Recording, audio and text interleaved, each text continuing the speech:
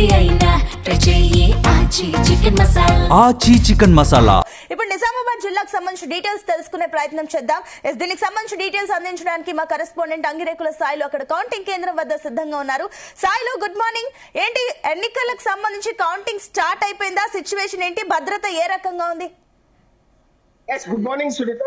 ఈ రోజు ఉదయమే 7 గంటలకు ఏదైతే నిజామాబాద్ జిల్లాలోని ఒక మున్సిపల్ కార్పొరేషన్ తో పాటు 7 మున్సిపాలిటీలలో ఈ కౌంటింగ్ అనేది ప్రక్రియ ప్రారంభమైంది. అయితే 7 గంటల నుంచి ఏజెంట్లను అభ్యర్థులను లోనికి ప్రవేశించడానికి వాళ్ళకి పాసులు జారీ చేసి వాళ్ళందరినీ అనుమతించారు. ఇప్పుడు 8 గంటలకు పోస్టల్ బ్యాలెట్ లెక్కింపు అనేది ఇప్పుడే అవన్నీ బాక్సులు ఓపెన్ చేస్తున్నారు. దాదాపు ఒక్కొక్కటి కూడా 25 చొప్పున లెక్క కట్టి ఆ బ్యాలెట్ పేపర్లను ఒక కట్టగట్టేసి తర్వాత ఒక్కో టేబుల్ కు 1000 చొప్పున లెక్కింపు అనేది జరుగుతుంది. మొత్తానికి మనం ఇక్కడ నిజామాబాద్ మున్సిపల్ కార్పొరేషన్ ఏదైతే 60 డివిజన్లకు సంబంధించి కౌంటింగ్ కేంద్రం ఇక్కడ పాలిటెక్నిక్ దగ్గర ఉన్నాం. మనం చూస్తున్నాం ఇక్కడ చాలా ఇప్పటి వరకు కిక్కిరిసిన ఏదైతే అభ్యర్థులే గానీ ఏజెంట్లు గానీ అంత కిక్కిరిసిన జనం ఉన్నారు.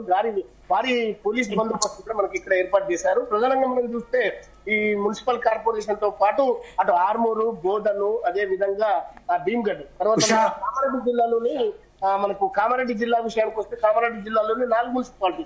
ఈ 4 మున్సిపాలిటీలలో కూడా అటు కామారెడ్డి, బిచ్చుకొండ, అదే విధంగా మనకు ఇక్కడ బాన్సువాడ, తర్వాత ఎల్లారెడ్డి, ఈ 4 మున్సిపాలిటీలు కామారెడ్డిలో.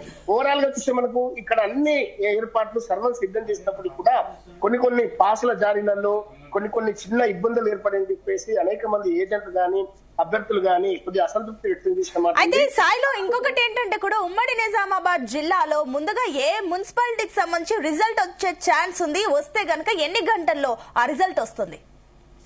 ఇప్పుడు నిజామాబాద్ కార్పొరేషన్ లో 60 డివిజన్లకు సంబంధించి 60 టేబుల్ ఏర్పాటు చేశారు. 60 టేబుళ్లలో ఒక్కో టేబుల్ కు దాదాపు 1000 ఓట్ల చొప్పున లెక్కింపు జరుగుతుంది. మనకు తక్కువ ఉన్న మున్సిపాలిటీలు దాదాపు 12 వార్డులు, తర్వాత మిగతా 19 వార్డులు ఉన్నాయి. ముందుగా ఫలితాలు వచ్చే అవకాశం ఉంది.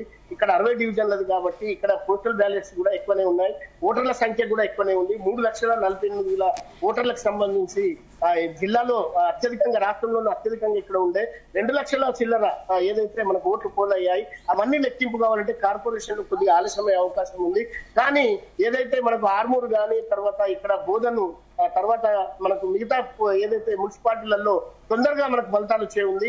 మధ్యాహ్నం 1 గంట వరకు కూడా మనకు ఫలితాలు ఇక్కడ కార్పొరేషన్ బయటకు వచ్చే అవకాశం లేదు. కాకపోతే మనకు ఏదైతే ఎవరు లీడ్ ఉన్నారు, ఎవరు ముందంజలో ఉన్నారు, ఎవరు వెనుకంజలో ఉన్నారని మాత్రం మనం చెప్పుకోవచ్చు. అయితే సాయిలో ఆల్రెడీ లెక్కింపుకు సంబంధించి అరగంట కావస్తుంది. అరగంట నుంచి కూడా ఇప్పటి వరకు ఎవరు లీడింగ్ లో ఉన్నారనుకోవచ్చు? ఇప్పుడే పోస్టల్ బ్యాలెట్స్, ఇంకా పోస్టల్ బ్యాలెట్స్ ఇప్పుడే ఓపెన్ చేయడం జరిగింది. అవి కూడా కట్టలు కట్టాలి. ఇక్కడ ఒకటి గుర్తుంచుకోవాలి, ఇది ఈవీఎం కాదు, ఇది పోస్టల్ బ్యాలెట్స్ కి సంబంధించి బ్యాలెట్ పత్రాలను ఒక్కొక్కటిగా చేర్చి 25 చొప్పున లెక్క కట్టి అవి పక్కకు పెట్టి తర్వాత అన్నిటినీ కౌంటింగ్ చేసుకుంటారు మనం. కాబట్టి దీనికి ఆలస్యమే జరుగుతుందని మనం చెప్పవచ్చు. ఇంకా మనం ప్రధానంగా మనం ఇక్కడ చూసుకుంటే దాదాపు ఈ 60 డివిజన్లలో తక్కువ ఓటర్లున్న ఈ ప్రాంతాలే ముందుగా ఫలితాలు వచ్చే అవకాశం ఉంది.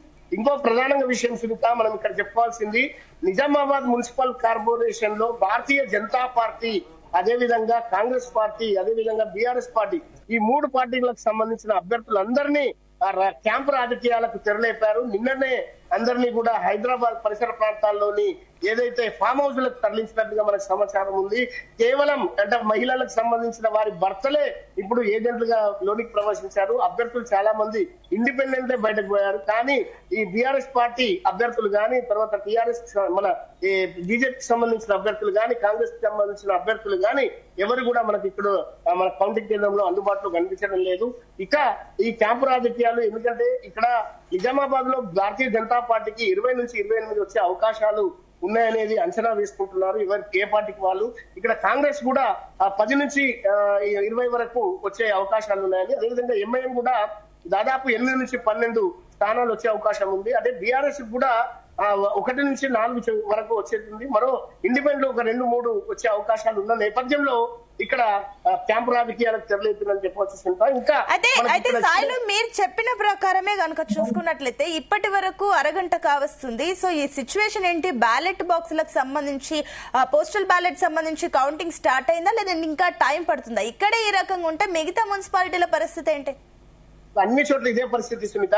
కౌంటింగ్ ఏదైతే బ్యాలెట్ బాక్సులను తరలించడము, టేబుల్ల మీద పెట్టడము, అవన్నిటిని ఒక్కొక్క బ్యాలెట్ ను 25 చొప్పున లెక్క పెట్టి కట్టలు కట్టిన తర్వాత అవన్నిటిని లెక్కింపు అనేది మనకు జరుగుతుంది. కార్పొరేషన్ లో 1000 చొప్పున మనకు ఇక్కడ లెక్కింపు తర్వాతనే మనకు ఫలితాలు అనేవి వెలువడతాయి. కాబట్టి ఆలస్యం జరిగే అవకాశం ఉంది. ఇప్పుడు నాకు తెలిసి ఇప్పుడు 9 గంటలకు 9:15 వరకు పోస్టల్ బ్యాలెట్ లెక్కింపు అనేది పూర్తవుతుంది. తదనంతరం మనకు ఏదైతే వార్డుల వైజ్ గా అన్ని చోట్ల ఈ ఏదైతే మనకు ఈ టేబుల్ మీద ఈ బ్యాలెట్ బాక్స్ లో లెక్కింపు అనేది జరుగుతుంది. కాబట్టి ఆలస్యమే జరగవచ్చేది అనేది మనకు అధికారుల నుంచి వస్తున్న సమాచారం.